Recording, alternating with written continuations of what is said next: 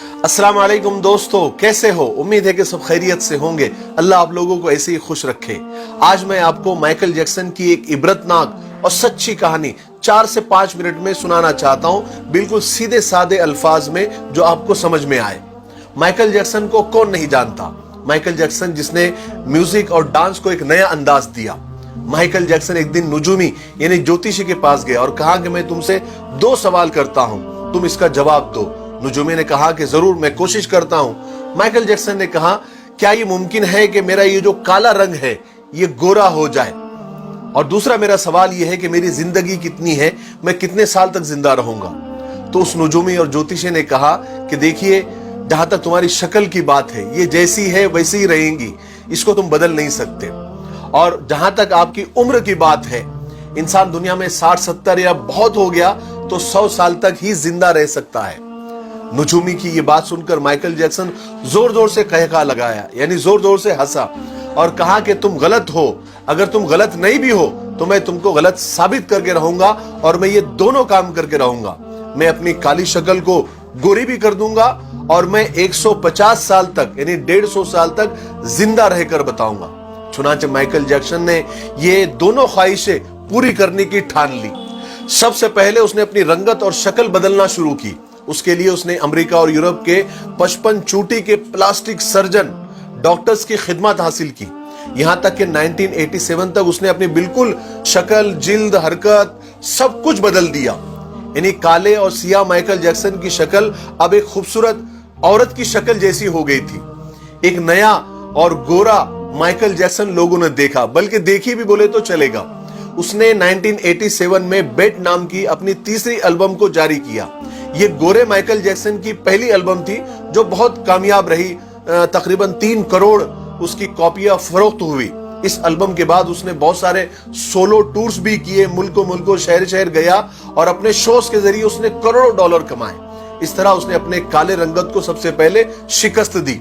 उसके बाद माइकल ने अपने माजी से भागना शुरू किया, अपने अतीत से भागना शुरू किया। उसने तमाम अपने खानदान से रिश्ते नाते तक तोड़ लिए, अपने एड्रेस चेंज कर लिए, यहां तक कि पैसे के दम पर उसने गोरे माँ बाप तक खरीद लिए और उसने अपने पुराने दोस्तों से जान छुड़ा ली।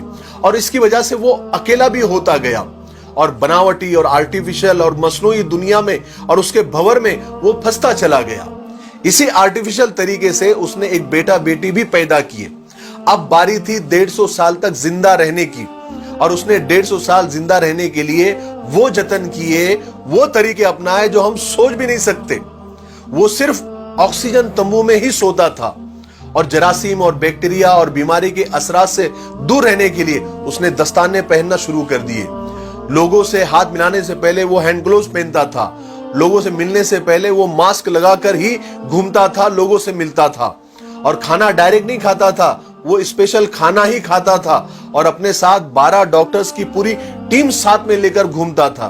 और ये 12 डॉक्टर्स मिलकर डेली, रोजाना उसके जिस्म के एक एक हिस्से का टेस्ट करते थे।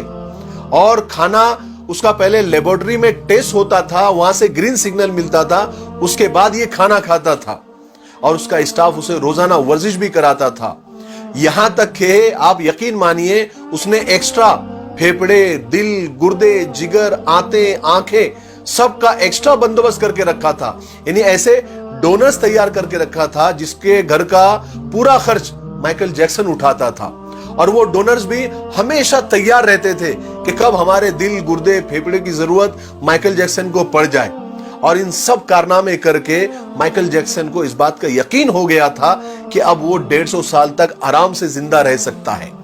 फिर एक दिन 25 जून की रात आई। माइकल जैक्सन को सांस लेने में दुश्वारी, तकलीफ होना शुरू हुई।